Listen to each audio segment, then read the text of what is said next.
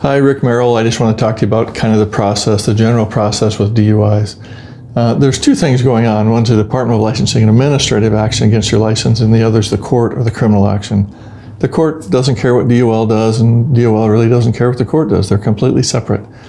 When we get our driver's license in this state, there's kind of an implied contract. And that contract says, we're not going to drink and drive, and if an officer asks us to take a breath test, we're going to go ahead and do that.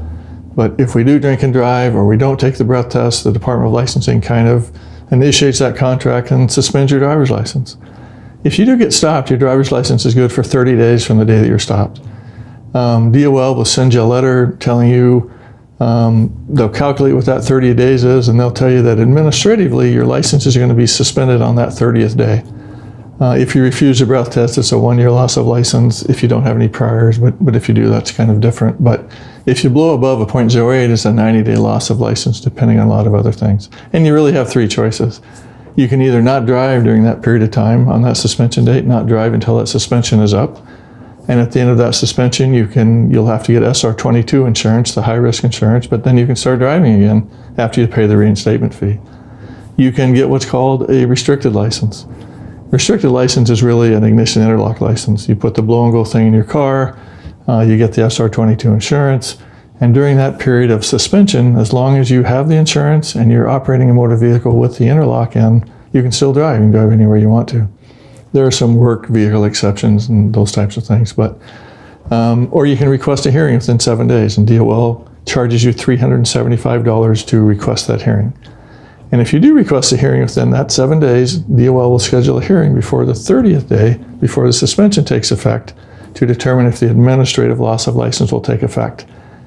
And what you have to lose is the $375. And by that I mean, if you go to that hearing and you lose, you're in exactly the same position. You can either not drive during that suspension time, or you can get the restricted license, the blow-and-go license during that time.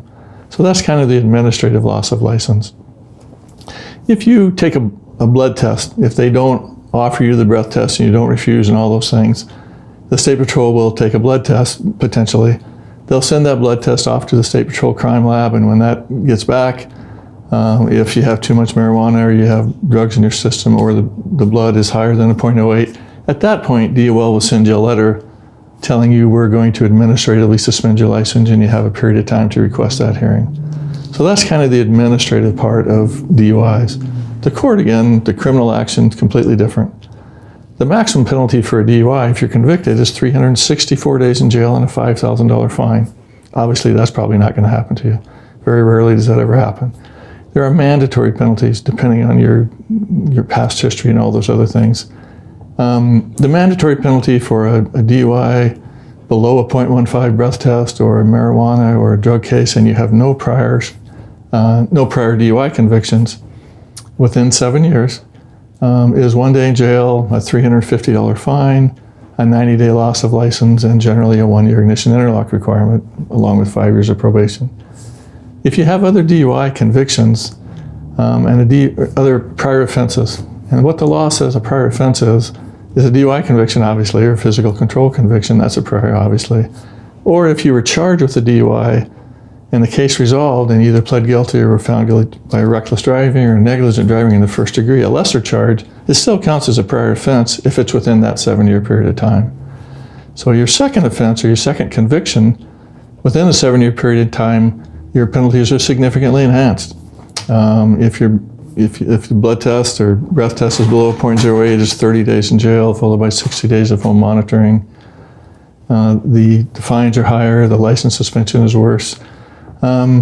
Also, if your breath test is above a .15, the first offense penalty is 2 days in jail, a higher fine, a little bit longer license suspension. But as long as you have that ignition interlock in your car, you can still drive. Obviously, third offense, so on, your penalties get worse. Obviously, it makes sense, right? I mean, if you do it again, everything gets worse for everybody.